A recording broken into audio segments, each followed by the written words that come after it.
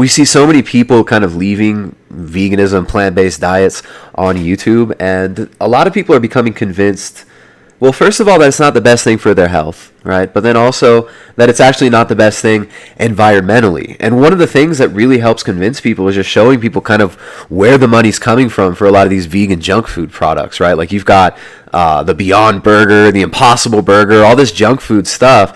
I mean, are you not worried at all that a platform such as yours or a movement such as veganism could be maybe subverted and used to basically just push a bunch of junk food crap? Do you think that your audience may be going for... I would say the junk food stuff could be the failure of it. Imagine if all the vegans just got fat, and then it's not exactly going to help the movement. Yeah. But I'm not as conspiratorial about it as you are. Well, I'm not saying there's any... I've never said there's like an actual conspiracy. I think it's just out in the open. Like your boss, right? Prince Khalid, the guy who owns PlantBased News, or how is it, Plant or Plant? I can't... I know how it's spelled, but... So he's invested KBW Ventures. Yeah, I do. I mentioned him because he's co-owner of PlantBased News.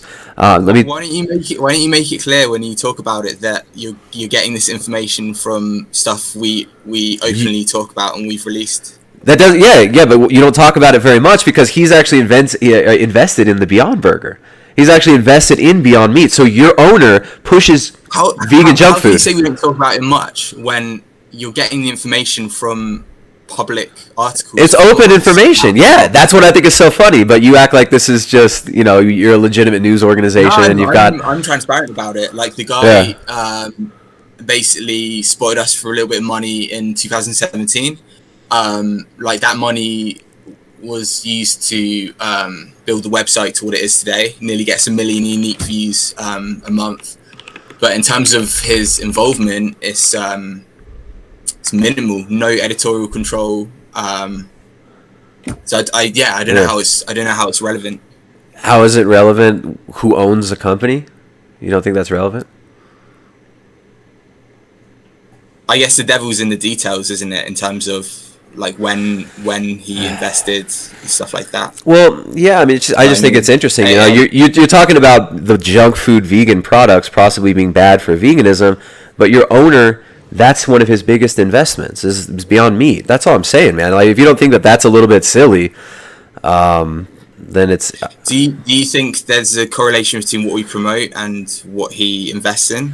Absolutely. So is that what you're trying to get You guys have blatantly done videos promoting the Beyond Burger. You guys have promoted his products. Personally, he hasn't invested in Beyond Meat. I'm sorry, he's Memphis Meats, right? He's the lab-grown meat? But yeah, I guess the overarching thing I want to say is that we're completely transparent about that. And if you look at like our budget and like there's like 2 people full time, man. Yeah. People think PlantBased Diets is 3 people full time. People think it's a massive operation. It's like got a huge amount of money behind it. It's just like 2 dudes behind a computer in their bedrooms with a full-time writer and then a little support team. Right, I know. That's what I'm saying. It's like it's so cheap for these corporations to buy mouthpieces these days, right? I mean, it's like everybody's working for pennies online, right? Like, do you think that when you work online like this, that maybe could be at risk of putting the blinders on and not really seeing the bigger picture of what's going on? It's like we grow up. Relatively, I don't know, you seem like you come from humble beginnings. You don't seem like you're some like rich aristocrat or something like that. You're a hardworking guy like me. You work your butt off on your channel. But don't you see how easy it is for influence to flow through influencers and how cheap it is these days with the internet? It's like you don't have to have a $1 billion media company. You can just buy off a couple little YouTube channels here and there and pump out some good quality content, while at the same time the products are being pumped through CNBC, MSNBC, Fox News, all the mainstream media outlets as well, promoting Memphis Meats, promoting Beyond Inc., the Impossible Burger, and all these foods. It just seems to me kind of obvious what goes on YouTube. Like, sponsors come in, people push the products, people buy YouTube channels. I mean, if you don't think that people would see... I think it's pretty mission focused. I don't think plant-based news or anything I've done in the last few years has been corrupted in any way because of money. All right. Well, I hope so. But I hope that's true. And I hope you would be objective and actually maybe go deeper. I'm open to talking about how big business has kind of benefited veganism and has the potential to corrupt it. Right. What do you think about like like Nestle and General Mills, Bayer, Syngenta, Dow, Monsanto, all pushing for plant-based dietary guidelines? Does that concern you at all?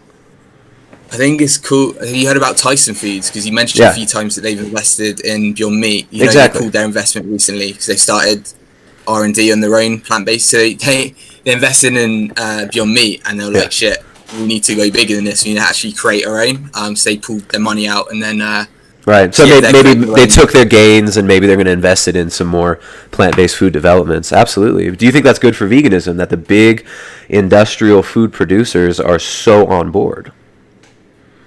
I think it's one of those things where, like, in a world of perfection, then the route to a more compassionate environmental world would probably be better eating whole foods, whether it's like animal husbandry like you promote. I'm not really on board with that, but I see it certainly as, from an ecological point of view, like really, really great in terms of, there's like an environmental index that will probably trump most vegan products. The mass-produced vegan products, right? Yeah, exactly. You're not talking about like, something that like, I'm transparent about that. Like, I'm not dogmatic about. I would say there's a big problem in veganism, and it's that there's like a black and white approach. Yeah. But if there's like a suffer index, then it's not as black and white as animals versus plants. It's like organic versus GMO. It's like local versus global. Right. There's a lot of other factors that come into exactly. it, right? I have no problem with somebody eating a vegan diet at all. I don't care what people eat. Like, if you're going to eat a vegan diet, that's fantastic. But if you're going to push it on me and try to tell me that I can't own chickens because I'm a murderer if I take the eggs, to me it just goes over the top.